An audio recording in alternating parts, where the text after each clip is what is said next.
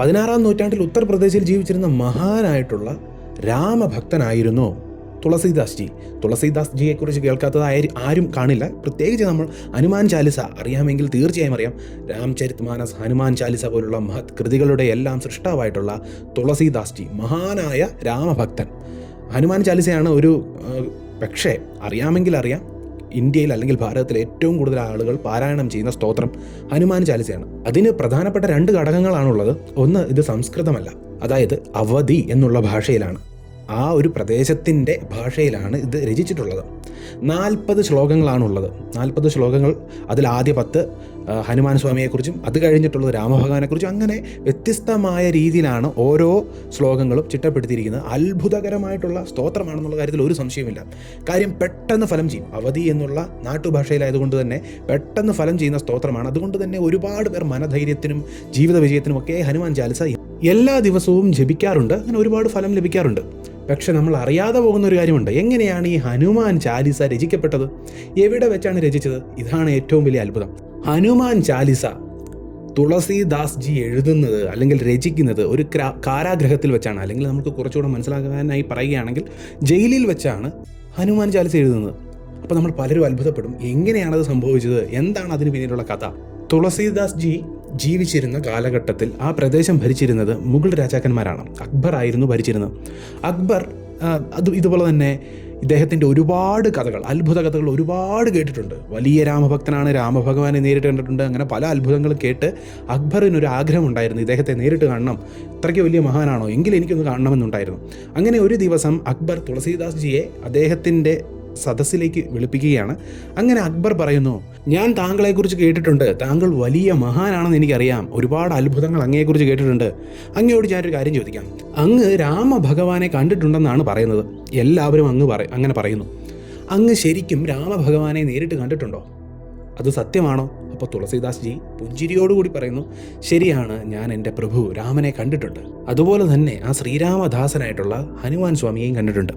ഈ കഥയിൽ മുന്നോട്ട് പോകുന്നതിന് മുൻപ് എങ്ങനെയാണ് ഹനുമാൻ സ്വാമിയെ തുളസീദാസ് ജി കണ്ടത് എന്ന് നമ്മൾക്കൊന്ന് മനസ്സിലാക്കണം. രാമഭഗവാനെ പിന്നീട് എങ്ങനെയാണ് ഹനുമാൻ സ്വാമി കാട്ടിക്കൊടുത്തതെന്ന് നമുക്ക് മനസ്സിലാക്കണം. ആദ്യം ഹനുമാൻ സ്വാമിയെ എങ്ങനെയാണ് കണ്ടതെന്ന്. ഹനുമാൻ സ്വാമിയെ കണ്ടത് ഒരു പ്രേതത്തിൻ്റെ സഹായത്തോടു കൂടിയാണ്. ആ കഥ ഇങ്ങനെയാണ്. ഇതേപോലെ ഒരു ദിവസം തുളസീദാസ് ജി നടക്കാൻ ഇറങ്ങുകയാണ്. ആ സമയം പ്രഭാതത്തിലാണ് നടക്കുന്നത്. അപ്പോൾ അദ്ദേഹം നടക്കുന്നതിനിടയിൽ പാതയോരത്തുണ്ടായിരുന്ന ഒരു വൃക്ഷത്തിന് ജലം നൽകി. കമണ്ടലുവിലുണ്ടായിരുന്ന മിച്ചമുള്ള ജലം വൃക്ഷത്തിനേകുകയാണ്. ആ വൃക്ഷത്തിന് അത് ലഭിച്ചപ്പോൾ തന്നെ ആ വൃക്ഷത്തിനുള്ളിൽ നിന്നൊരു പ്രേതം പ്രത്യക്ഷമാവുകയാണ്.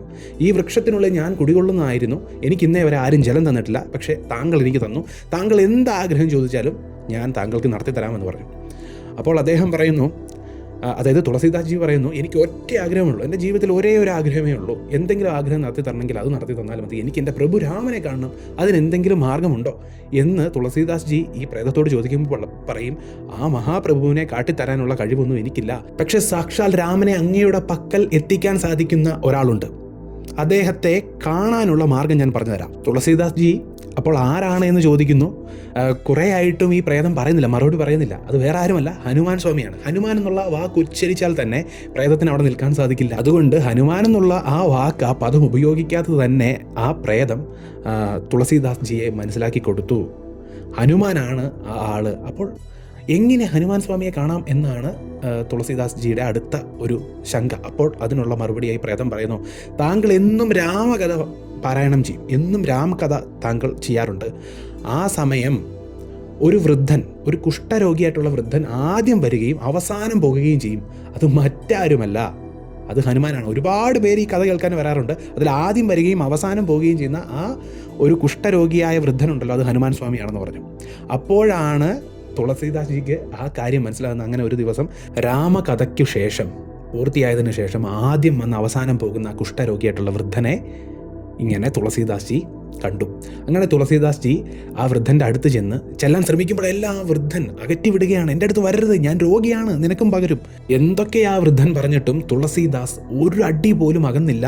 അങ്ങ് ആരാണെന്ന് എനിക്കറിയാം, അങ്ങ് ഏറ്റവും വലിയ മഹാനായ രാമഭക്തനായ ഹനുമാനാണെന്ന് എനിക്കറിയാം. അത് കേട്ടപ്പോൾ തന്നെ ഹനുമാൻ സ്വാമി യഥാർത്ഥ സ്വരൂപത്തിലേക്ക് വരികയും എന്താണ് ആവശ്യമെന്ന് ചോദിക്കുകയും ചെയ്തു. അപ്പോൾ പറഞ്ഞു, എനിക്ക് രാമഭഗവാനെ കാണണം.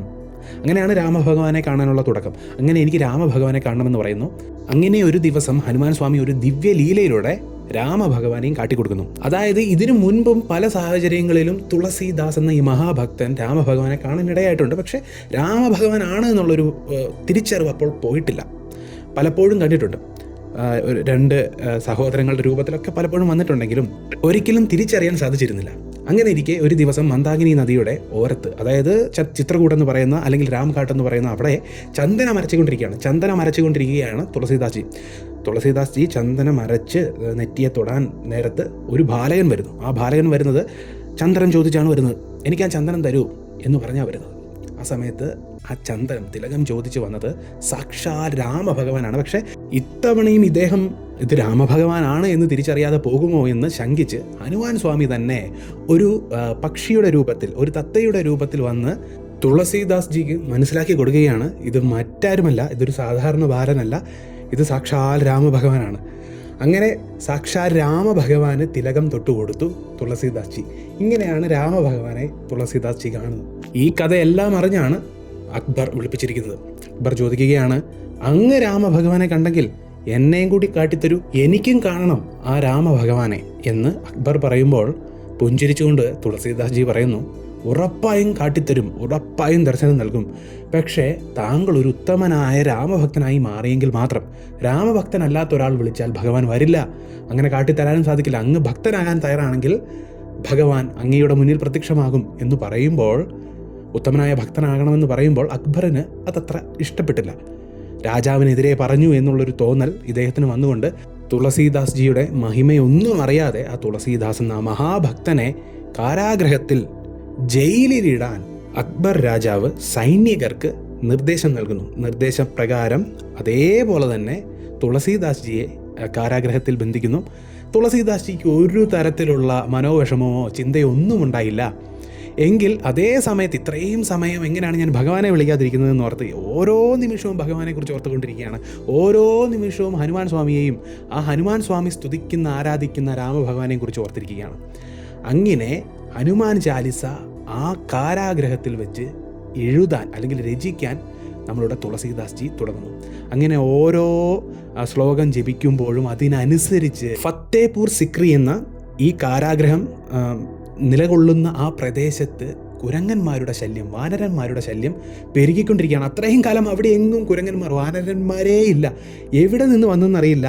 തുളസീദാസ് ജിയെ കാരാഗ്രഹത്തിൽ അടച്ച ആ ദിവസം മുതൽ തന്നെ, ഹനുമാൻ ചാലിസ എഴുതാൻ തുടങ്ങിയ ആ ദിവസം മുതൽ തന്നെ ഫത്തേപൂർ സിക്രിയിലെ ആ കാരാഗ്രഹത്തിന് ചുറ്റും വാനരന്മാരുടെ അതിഭയങ്കരമായ ശല്യമായിരുന്നു.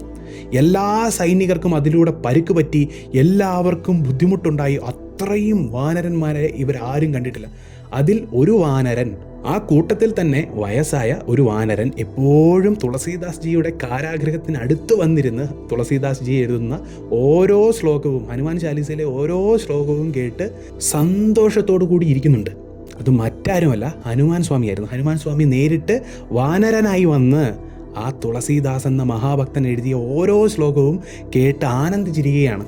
അതിനോടൊപ്പം ആ അത്ഭുതം നാടെങ്ങും പരന്നു. ഒരു കോട്ട മുഴുവൻ, ഒരു കാരാഗ്രഹവും അതിൻ്റെ പ്രദേശം മുഴുവനും വാനരപ്പടയാൽ ചുറ്റപ്പെട്ടിരിക്കുന്നു. ഇത് മഹാ അത്ഭുതമാണ്. എല്ലാവരും അത്ഭുതപ്പെട്ടു, ഭയപ്പെട്ടു. ഇത്രയും അധികം സംഖ്യയിൽ, നമ്മൾ ഉദ്ദേശിക്കുന്ന പോലെ 1000-ഓ 2000-ഓ അല്ല, ലക്ഷക്കണക്കിന് വാനരന്മാർ അവിടെ തടിച്ചുകൂടിയിരുന്നു. അത്രയും വാനരപ്പട അവിടെ ഉണ്ടായിരുന്നു എന്നാണ് പറയുന്നത്. ഇതറിഞ്ഞ അക്ബർ ഒരേ സമയം ഭയപ്പെടുകയും അതേസമയം അത്ഭുതപ്പെടുകയും ചെയ്തുകൊണ്ട് തുളസീദാസ് ജിയുടെ ആ മഹത്വം മനസ്സിലാക്കി അദ്ദേഹം അത്രയും വലിയ മഹാനാണെന്നുള്ള തിരിച്ചറിവോടുകൂടി അക്ബർ തുളസീദാസ് ജിയെ കാരാഗ്രഹത്തിൽ നിന്ന് മുക്തനാക്കി. ഇതൊരു വലിയ അത്ഭുതമാണ്. ഹനുമാൻ സ്വാമി തന്നെ ഹനുമാൻ ചാലിസ കേട്ടു. ഹനുമാൻ സ്വാമി തന്നെ ഓരോ ശ്ലോകവും കേട്ടു.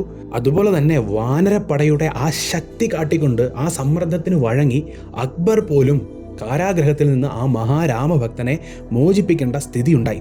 അത്രയും വലിയ അത്ഭുതമാണ് ഹനുമാൻ ചാലിസ. അത്രയും വലിയ അത്ഭുതം സൃഷ്ടിച്ച ഒരു സ്തോത്രമാണ്. അവധിയിലുള്ള 40 ശ്ലോകങ്ങൾ അടങ്ങിയ ഏറ്റവും മനോഹരമായ ഹനുമാൻ സ്വാമിയുടെ സ്തോത്രമാണ്. സുന്ദരമായ കൃതിയാണ് ഹനുമാൻ ചാലിസ. ആ ഹനുമാൻ ചാലിസ ജപിക്കുന്ന എല്ലാവരുടെ ജീവിതത്തിലും വലിയ അത്ഭുതങ്ങളുണ്ട്.